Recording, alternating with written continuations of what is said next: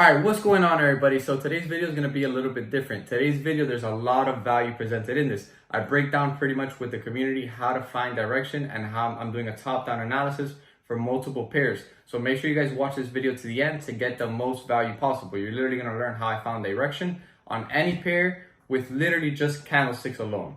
So let's go ahead and start with GJ. So the first things first is we're just going to mark the highs and lows.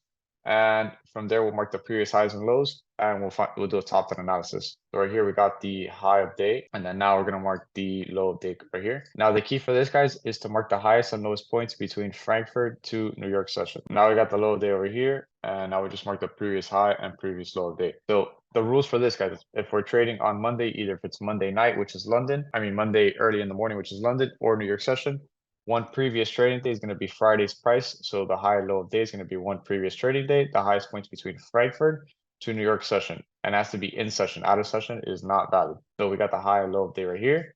And then now we just got to mark the previous high and previous low day, which this is the previous low day right here, previous low day. And then the previous high of day is going to be this point right here. And to do this, guys, if you guys want to have the most precise areas, that's the goal, to be as precise as possible. You got to do this on the M5 time frame. So we got the previous high, previous low of day. And then now we just got to do a top-down analysis. So we can go ahead and start on the weekly and see what the heck price is doing. So coming from the left, right, we got to see what price is doing. So if we just go to the left, we could identify that we have this area right here that price is filling. So if we just look left, notice how price had this big push to the downside, and then how I told you guys last week, all right, so I'm about to say some sauce is repetitive, but this is the actual true supply demand in the market. So notice this big area that created the push right here, this is our area of supply right here, weekly, that created the push. So price is going to fill the void and make its way up here eventually. And then this area is right here, supply in between. So notice this area of supply right here, this area right here, this area right here, and this area right here. This is not random. So this is where the push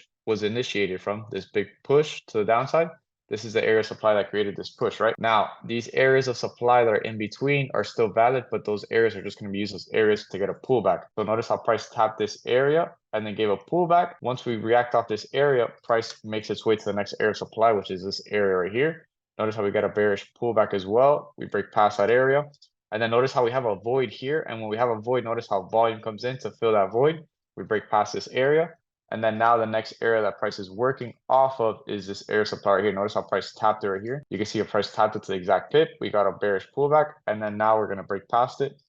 So you guys, let me get a 7 in the chat if you guys see exactly what I'm talking about. You guys see how precise these areas are coming from the left, and how it makes everything clear because you just look for where the push started from, and that is your true area supply demand. The areas in between are just areas that price reacts off of to get a pullback to continue to the actual target. Now we go on the daily because this is sauce right here. We got to do a top-down analysis. So on the daily, this is what we got right here. On the daily, yes, this is the next area for price, right? These areas appear like main target, but notice how we got areas in between. So we got this daily supply right here. Notice this right here, this daily supply. Not very likely, but we just go to here to current price. Notice how price, this is the next target for price, this daily supply right here. Now, what's going to happen? Price is going to tap this area and do something like this. Price is going to tap this area, give a bearish pullback, how it does, how it's been doing.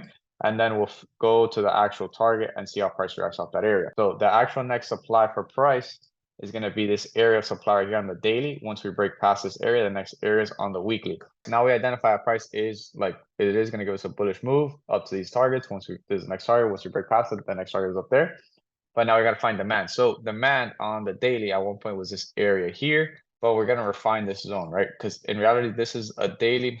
So I'll mark it like this, daily, but you see how price is still in it. It's valid, but we got to refine this. So if we go to H4, and you guys will see exactly what I'm talking about when I say refine. So notice how in reality, we're kind of breaking past that daily. And what price has is we have this H4 right here that created this push to the upside. So notice how this area right here, this candle is already pulled back to unused. H4 and daily demand. Now see how price reacted off this area. Now we got to go to a lower time frame and see what's going on. So if price were to break past this area, the next demand for price, which would be the next target, would be this area right here on H1. So we got these two zones we're working with. If price respects this area, very likely will start pushing up. If now price breaks past this area, very likely price will pull back into this next demand zone before we go up. Now let's keep breaking it down. So the only thing that I don't like about this, and I think price is going to keep price is going to find a deep, give us a bigger pullback to demand before we go up, is because notice how price reacted off of this demand right here. So pretty much price is doing this. Notice how we have this air supply right here on H1. So this seems just like a pullback to then continue to move to the downside. So we got to see on N15. This is literally what price is working with right now. So notice this area of demand. Then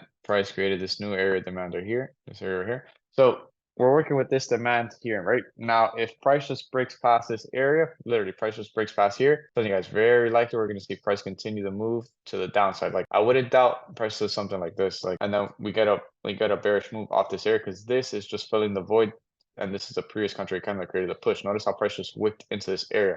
Like it hasn't formed clean demand off of it. So in reality, very, very likely, this is how we'll know if price is going to keep pushing up or not. We'll identify if price will keep pushing up or not if price breaks past this supply. So if price respects this area of supply right here on H1 and 15, like price comes into this area, we respect it, we keep pushing down, we'll know price will keep going to this H1 demand here. Now, if price creeps up, we break past this area, then nothing is going to stop price. The next target would be up here, this H1 right here. So we're talking about like 100 pip moves either way. So just know if price breaks past this area here, very likely price will make its way up to this area up here, and then we'll keep finding supplies. Now, if price respects this area of supply right here, if price respects this area here, very likely we'll get a bearish move and we'll go to the next demand. Yeah, guys, very likely price is going to pull back here. We respect this area. We'll continue pushing down to find demand. This is the next area of demand. Now, if price breaks past this area, price is going to make its way to this H1 supply. All right, so if you guys enjoyed this video, make sure to like, comment, subscribe. And if you guys want to be part of the winning streak, how we're on an 11-week winning streak right now, make sure to click the link below if you want to join the signals. Join the free Telegram where I drop a lot of value every single day, and in my Instagram stories as well. I'll see you guys in the next one. Peace.